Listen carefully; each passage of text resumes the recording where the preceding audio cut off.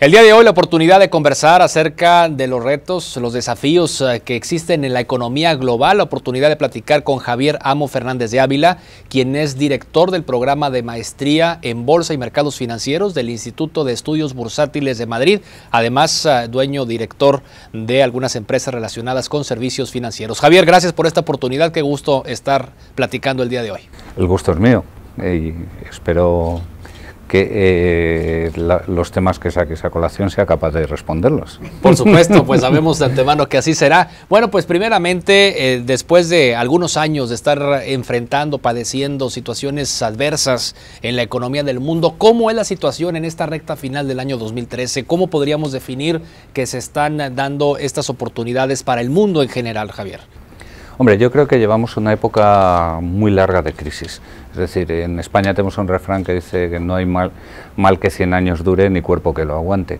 Es decir, la crisis sigue ahí, es decir, no podemos decir que la hemos pasado, pero presenta una serie de síntomas que nos hacen pensar que vamos en el buen camino. Si bien todavía se mantiene una serie de incógnitas que pueden terminar con esa mejoría de forma radical. Mientras tanto, sabemos que en España, bueno, todavía es uno de los países de la Unión Europea que todavía no logra salir, que todavía no logra dar el salto, precisamente después de estos años tan complicados, ¿no? Sí, hemos tenido por primera vez un trimestre de crecimiento positivo, aunque ha sido un 0,1, nada importante, pero sí, la verdad es que en España se está sufriendo especialmente. Y todo eso ha sido, bueno, pues porque básicamente ha sido un país que se ha endeudado en demasía, es decir, la política de tipos de interés tan baja que hemos tenido durante tanto tiempo en Europa, lo que nos ha hecho es que de alguna forma tanto el gobierno como las compañías como las familias se hayan endeudado en demasía y ahora estamos sufriendo las consecuencias de esa orgía que hemos vivido durante unos años. A quienes más ha impactado la crisis en Europa, específicamente en España, sin lugar a dudas ha sido la clase media, ¿no? Claramente, todas las grandes crisis afectan a la clase media siempre. Se ha dado a nivel mundial, lo que ha traído esta crisis es una mayor concentración en las grandes fortunas. Es decir, los 200, 300 personas más ricas del mundo tienen en este momento los mismos recursos que los 3.000 y pico más pobres. 3.000 y pico millones de personas. Eso en España, lógicamente, y en todos los países, la crisis al final siempre sacude a la clase media, porque la clase media, por decirlo de alguna forma, es controlable, porque vive de un salario, mientras que las grandes fortunas son más evanescentes, en el sentido de que si en un sitio te penalizan, te puedes marchar a otro sitio, y las clases bajas, pues aparte de que en Europa el concepto de clase baja es bastante más relativo, pero siempre se ven menos afectadas en ese tipo de cosas. Digamos que ha habido una caída generalizada de clase media hacia clase media baja. Entonces, realmente hoy, pues la gente pues tiene mayores dificultades para poder subsistir, sin lugar a dudas, para poder tener acceso a ciertas comodidades, acceso a ciertos servicios que anteriormente pues era muy normal, muy común que los pudieran acceder. Sí y no, es decir, ¿a qué me refiero? Europa es y España entre ellos, y casi digamos de los mejor posicionados en lo que se ha venido a llamar el estado de bienestar. Es decir, en España, gracias a Dios, tenemos una infraestructura maravillosa que se ha construido, nuestros trenes funcionan, las autopistas funcionan, tenemos una sanidad magnífica. Es decir, en lo que son las subsistencia, por decirlo así, bueno, a pesar de que la gente dice que no está igual, pero lo que sí se ha perdido es en capacidad de invertir, en capacidad de compra, en capacidad de... Es decir, en el año 2006 en España se construyen 800.000 viviendas, que venía a ser las mismas que entre Italia, Francia y Alemania juntas, lo cual es un sinsentido en un país que necesita 200.000 viviendas. Entonces, eso lo que llevó es que a muchas familias una segunda casa, un segundo coche, no sé, y ahora en esa resaca que estamos sufriendo, eso ya ha desaparecido, ese mundo de compra fácil, tengo de todo y tal, y la gente lo añora, lógicamente. ¿Cuánto tiempo más le faltará a España y a algunos otros países del continente europeo de superar esta situación de crisis? Vamos a ver, España ha sufrido, pero está sufriendo todo el arco mediterráneo, es decir, Grecia es un país tremendo, fallido, por decirlo así, Chipre es un país fallido, Italia, a pesar de la potencia industrial que tiene, está sufriendo tremendamente, Portugal está, no te quiero ni contar, o sea, con unos salarios de la agricultura prácticamente a nivel de China, etcétera, Son etcétera. varios, ¿no? Entonces los países que están o sea, inmersos digamos en esta situación. que el arco mediterráneo ha sufrido tremendamente. Además, con una serie de características. Si tú vives mañana a mí me nombran ministro de Economía en un país de Europa y la mayoría de los recursos para manejar la economía no están a mi acceso, porque la política monetaria está en Alemania, en el Banco Central Europeo.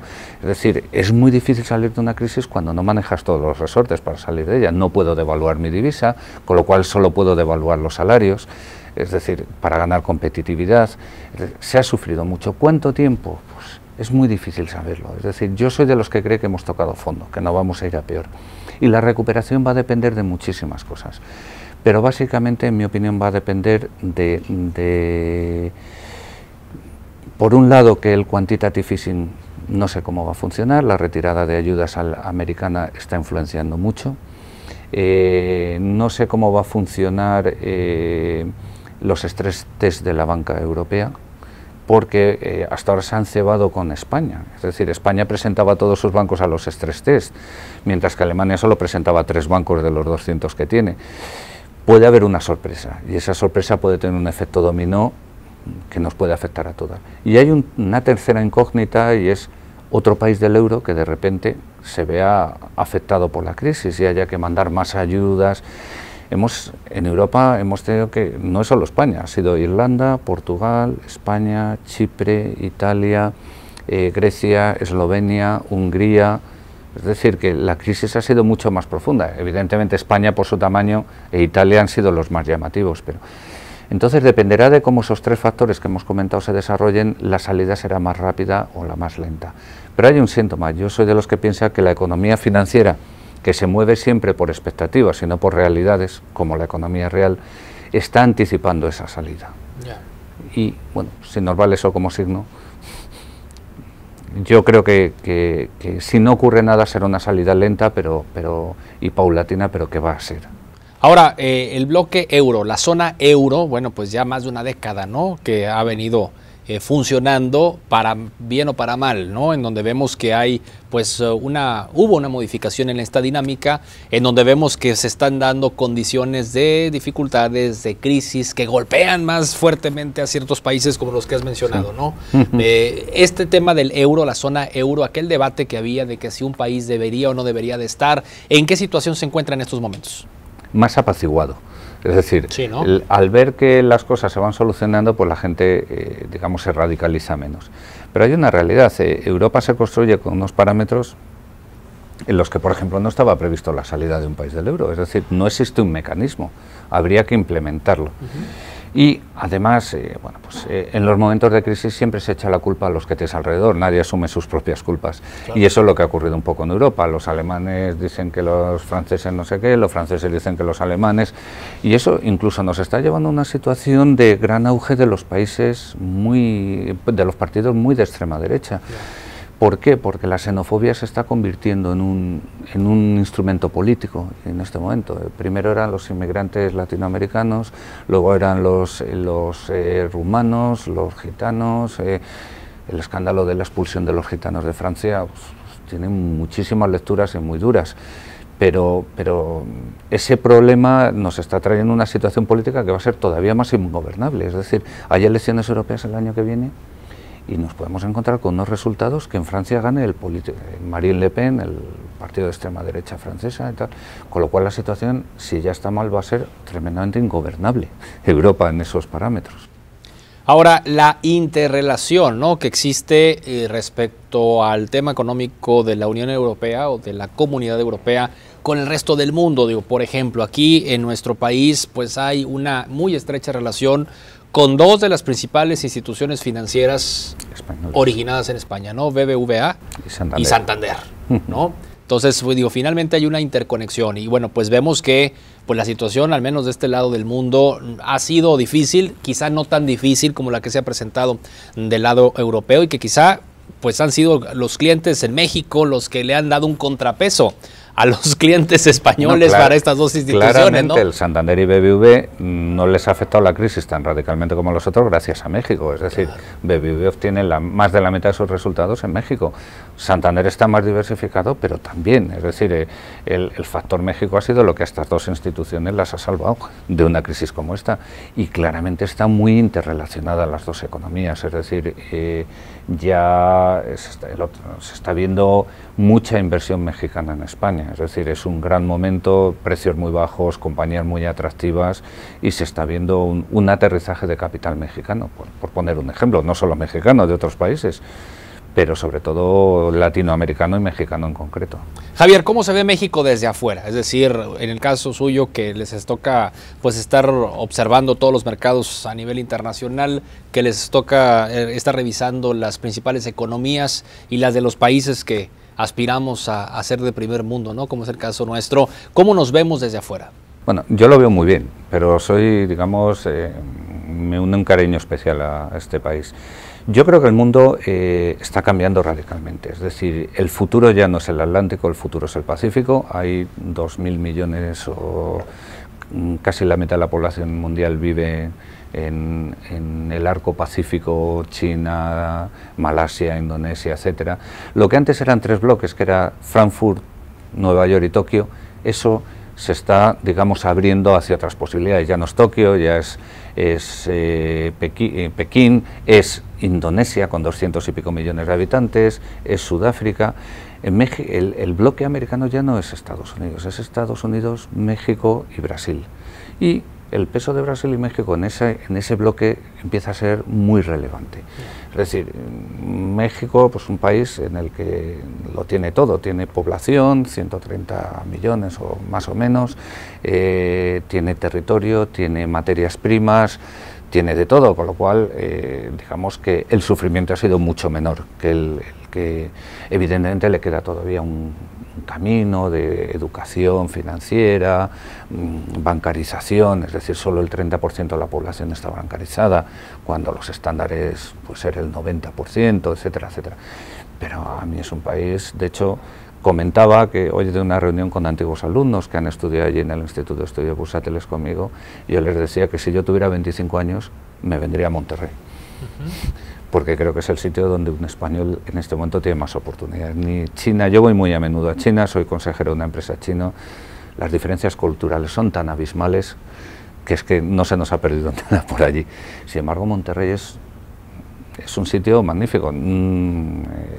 Para mí es una economía que va a ganar peso a nivel mundial cada vez más y más y más, con una ventaja geográfica que está en el centro, con Estados Unidos muy cerca, con una demanda de casi 300 millones de habitantes, pero queda camino por recorrer todavía. En este primer año del nuevo gobierno de nuestro país, un año en el que, bueno, hemos visto las propuestas de reformas estructurales que se han venido discutiendo y aprobando ya algunas. La reforma educativa, ahí está la reforma hacendaria ya aprobada, la reforma energética que ya viene, entre otras, reforma laboral, reforma política, ¿no? Como que nos han hecho la idea de que son las bases para el crecimiento económico y que México necesita crecer. Aquí también se hizo un ajuste a la baja de la meta de crecimiento económico para el año 2013, ¿no? Que lo cual no es una buena noticia. Pero pensar que un país como México, que es exportador, no iba a ser afectado por el entorno internacional, claro, era muy difícil de pensar. Es decir, si Estados Unidos está sumida en una de las mayores crisis de su historia y Estados Unidos es receptor de muchas de las exportaciones mexicanas, pues lógicamente tiene que afectar al país. Claro, o sea, pero ciertamente pues aspirar a tasas de crecimiento del 7, del 8%. Digo, ese sería lo idóneo, y hay quienes indican de que lo que le hace falta a nuestro país es una política industrial que no la hemos tenido por 30 años. Hombre, vamos a ver, no soy un experto en México y sería arrogante por mi parte venir aquí y dar opiniones sobre algo que no. Hombre, yo creo que es un momento muy bueno para hacer reformas estructurales. Entonces, he oído mucho estos días que llevo aquí, el tema de la reforma impositiva, etcétera, etcétera.